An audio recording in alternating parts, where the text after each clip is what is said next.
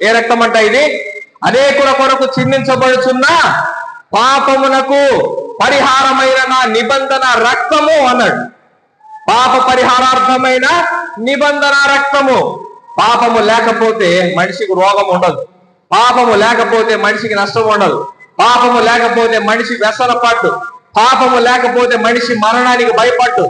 పాపమే మనిషిని పట్టుకుంటుంది కదా. ఈరోజు లోకంలో ఒక సామెత ఉంది, చట్టము తన పని తాను చేసుకోబోతుంది, చట్టము తన పని తాను చేసుకొని పోతుంది. అట్లాగే పాపము కూడా ఏం చేస్తుంది?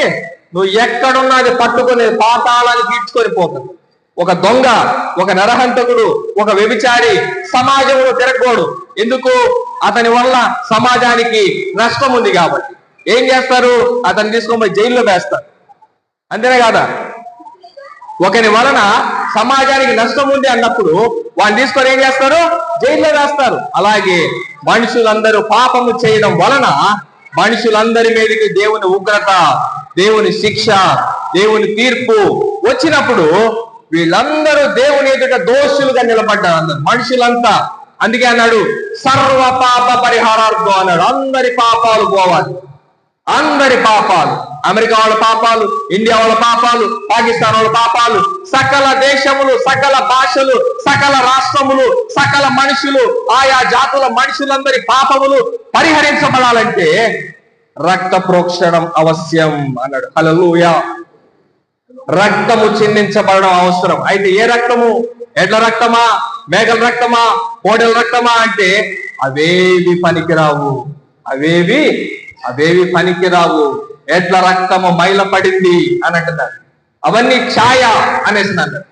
అయితే ఎవరి రక్తం కావాలంటే తాండీయ బ్రాహ్మణ మంత్రం అంటుంది సద్రక్తం పరమాత్మేనా అంటుంది. హల్లెలూయా, హల్లెలూయా. ఆ రక్తము దేవుడిదై ఉండాలి.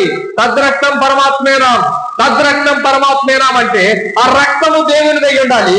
అయితే దేవునికి నీలాగా ఈ రక్త మాంసములు కలిగిన దేహము లేదైంది. దేవునికి నీలాగా నాలాగా ఈ రక్త మాంసములు కలిగిన దేహము లేదు. ఆయన ఆత్మస్వరూపిగా ఉన్నాడు. ఆయన ఈ ఆత్మస్వరూపి అయిన దేవుడు రక్త మాంసముల దేహాన్ని ధరించుకొని ఆయన ఈ లోకానికి వచ్చాడు. రక్త మాంసముల దేహాన్ని ధరించుకొని ఆయన ఈ లోకానికి వచ్చాడు. ఆయన వచ్చినాడు కాబట్టి ఆయన మనుషులకు మనుషుల వలె కనపడ్డాడు. మనుషులందరి పాపములు పరిహారం చేయడానికి ఒక గొర్రె పిల్ల వలె, ఒక నిర్దోషమైన, ఒక నిష్కలంకమైన, ఒక పరిశుద్ధమైన, ఒక పవిత్రమైన ఆయన రక్తాన్ని చిందించాడు. మనుషుల రక్తాలు మైలపడ్డాయి. మనుషుల రక్తాల్లోనూ జంతువుల రక్తాల్లోనూ పాపము మిళితం